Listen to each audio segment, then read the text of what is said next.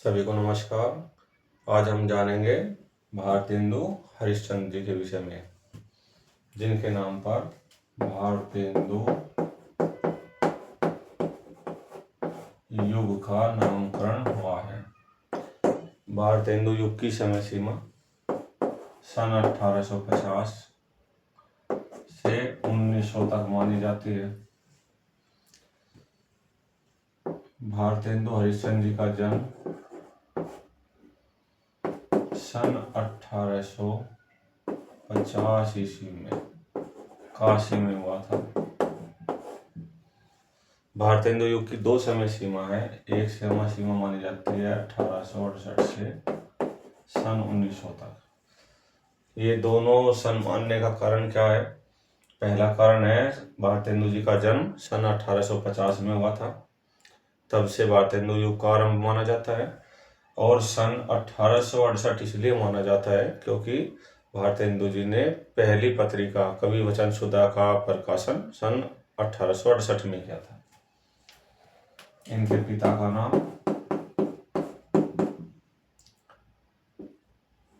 गोपाल चंद्र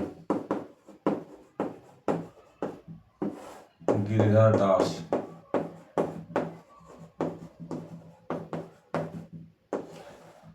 जो गिरिधर दास के नाम से कविता करते थे, और इनके पिता का लिखा हुआ नाटक हिंदी का प्रथम नाटक माना जाता है।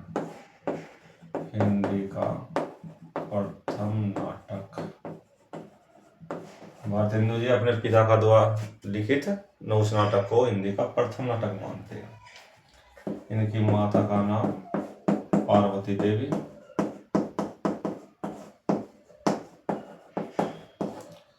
और 13 वर्ष की अवस्था में इनका विवाह मन्नो देवी के साथ हुआ था।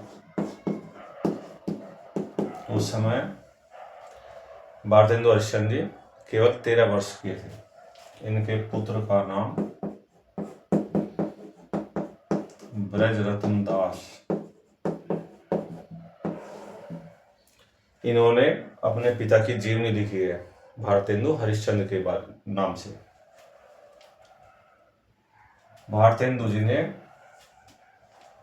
हिंदी साहित्य में एक नए काल का सूत्रपात किया है। जब ये 18 वर्ष के थे तब इन्होंने कवि वचन सुधा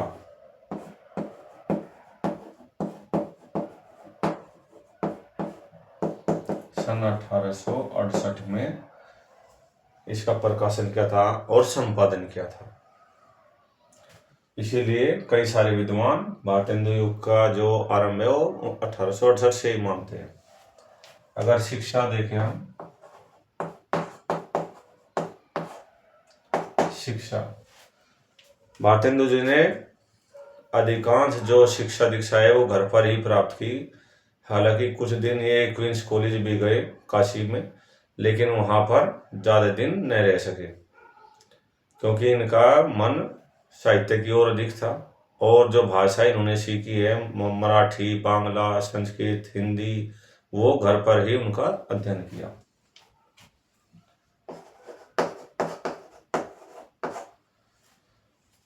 दूसरी पत्रिका का इन्होंने संपादन किया था हरिश्चंद्र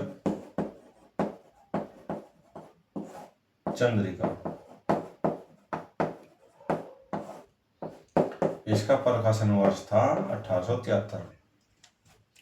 8 अंकों के बाद इसका नाम बदल दिया गया और इसका नाम इन्होंने रखा हरिश्चंद्र चंद्रिका। पहले इसका नाम हरिश्चंद्र मैगजीन था और फिर इसका नाम बदलकर हरिश्चंद्र चंद्रिका कर दिया गया।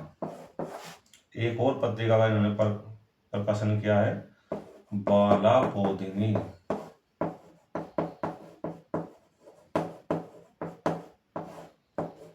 1873। ये तीनों इनके द्वारा प्रकाशित और संपादित पत्रिका है। भारतेंदु जी ने न केवल स्वयं बहुत सारा साहित्य लिखा, बल्कि बहुत सारे कवियों को भी और लेखकों को भी इस ओर प्रेरित किया, जो कि उस समय भारतेंदु मंडल कहलाता था। इन्होंने भारतेंदु मंडल बनाया था।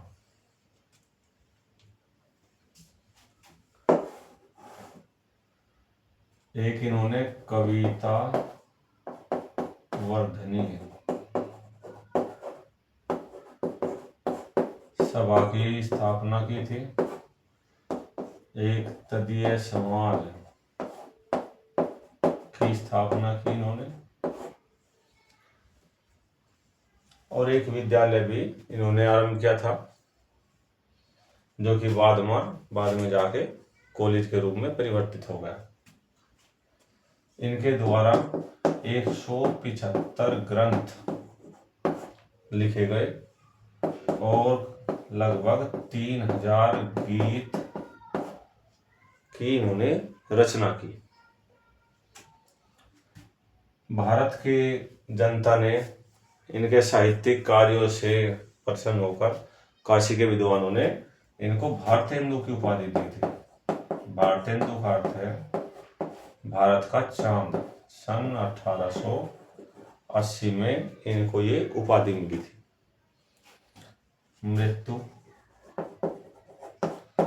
भारतेंदु जी की मृत्यु बहुत ही कम आयु में सन 1885 ईस्वी में, और किस रोग से होते? क्षय रोग, टीबी के रोग से, क्योंकि ये रात दिन साहित्य सेवा में लगे रहते थे और इनका धन भी समाप्त हो गया था, क्योंकि ये बहुत ही उदार प्रकृति के थे और साहित्य में हिंदी भाषा की तरक्की के लिए खुलकर धन का दान देते थे, प्रयोग करते थे। इस वजह से ये ऋणग्रस्त हो गए थे। अब हम इनकी रचनाएं देखते हैं।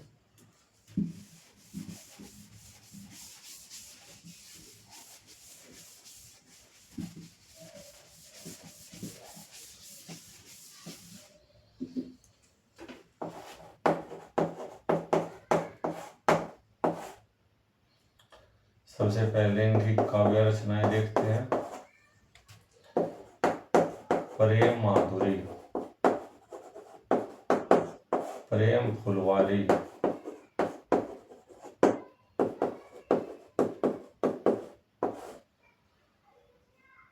प्रेम तरंग,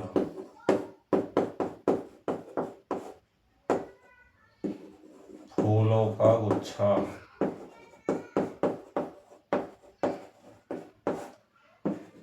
दशरथ विलाप,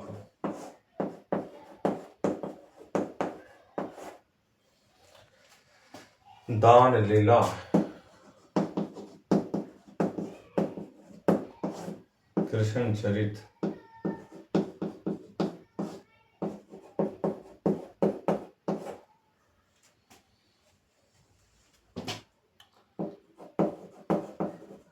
विजय वल्लरी,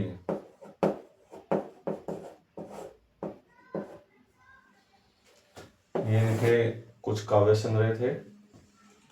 और अब इनके हम गद्य रचनाएं देखते हैं, जिनमें सबसे प्रमुख नाटक है। नाटक में इनके अंधेर नगरी,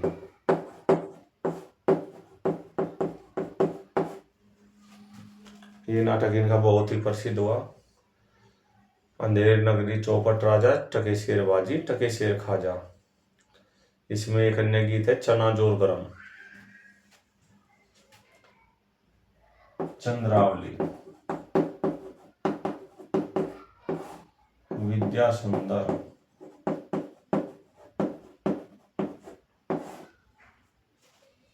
नील देवी, भारत दुर्दशा,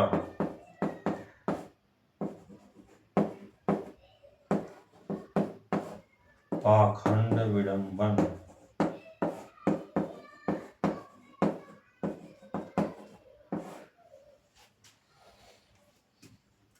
प्रेम जोगिनी,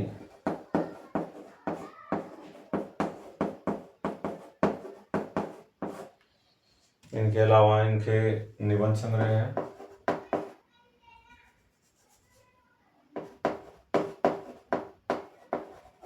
निबंध संग्रह और अन्य गद्य रचनाएं हैं।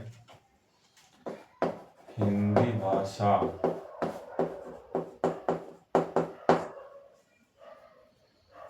यहाँ पे अन्य रचनाएं लिख लेंगे। हिंदी भाषा,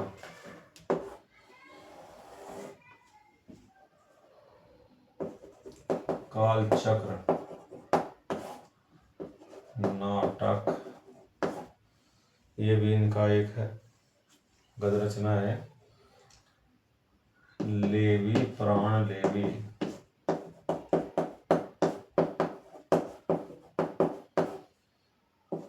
बंदर सभा,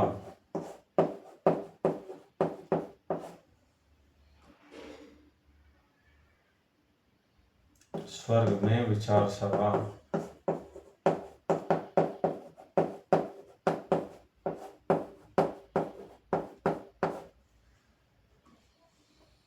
और इस प्रकार कई सारे विधाओं में इन्होंने रचना की और हिंदी साहित्य को बड़ी श्री की वृद्धि की और एक नए युग का सूत्रपात किया। अब हमें भारतेंदु हरिश्चंद्र जी की भाषा शैली देखते हैं।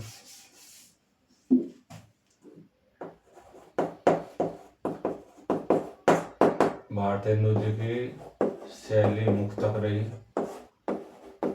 मुक्तक शैली में लिखा इन्होंने और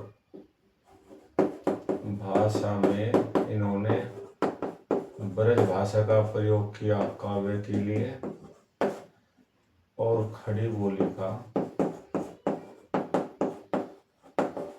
गद्य के लिए प्रयोग किया। इनकी भाषा मुहावरेदार, जिसमें उर्दू, संस्कृत, फारसी,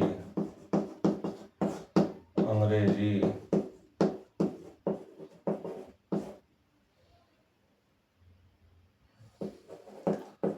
आदि शब्द मिलते हैं। भारतेंदु जी ने एक जन सामान्य की भाषा में लिखा। उनसे पहले राजा शिव प्रसाद सितारे हिंद अरबी फारसी से युक्त भाषा के पक्षधर थे और राजा लक्ष्मण सिंह शुद्ध तत्सम युक्त संस्कृतनिष्ठ हिंदी के पक्षधर थे। लेकिन भारतेंदु जी ने दोनों के बीच का रास्ता अपनाया। इन्होंने जन सामान्य द्वारा बोले जाने वाली भाषा को प्रयोग में लाए। धन्यवाद।